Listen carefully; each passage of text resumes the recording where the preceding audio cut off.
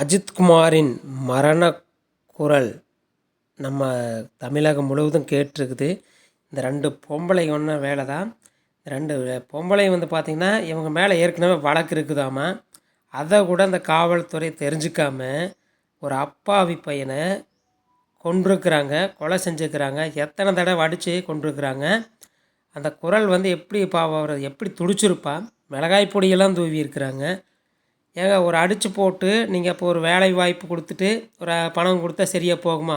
எந்த அரசாங்கம் வந்தாலும் சரி கடுமையான தண்டனை இருக்கணும். அதிகாரிகள் தவறு செஞ்சால் அவங்களுக்கும் சரியான தண்டனை கொடுக்கணும். அவங்க அதிகாரத்தை தேவையில்லாமல் அப்பாவி மக்கள் மேலே திணிக்கக்கூடாது. இதை வன்மையாக கண்டிக்கிறோம்.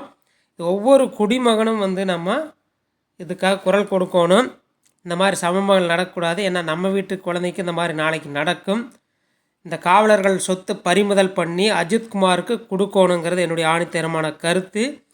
நீங்கள் பறிமுதல் பண்ணி ஆகணும். ஏன்னா ஒரு காவல் அதிகாரி 50 லட்ச ரூபா கொடுக்குறேன்னு சொல்லியிருந்துக்கிறேன். அப்படி நம்மளோட லஞ்ச பணம் தானே, நம்மக்கிட்ட வாங்கினது தானே. நம்ம வரி பணத்தை சம்பளமாக பெற்றுட்டு அதுபோக லஞ்சம் வாங்கி வச்சுக்கிற பணம் தான். அது ஒரு பகுதி தான். ஒவ்வொருத்தர் நினச்சி பாருங்கள், நான் எவ்வளோ கஷ்டப்படுறேன்ட்டு பாருங்கள். இந்த அடித்த இடத்துல பார்த்திங்கன்னா அந்த லத்தி மற்ற நிறையா அந்த இதெல்லாம் வச்சு குச்சி அது இதுன்னு வச்சு நிறைய அடிச்சுக்கிறாங்க. செதறி போய் கிடக்குது. எவ்வளோ துடிச்சிருப்பாடிங்க.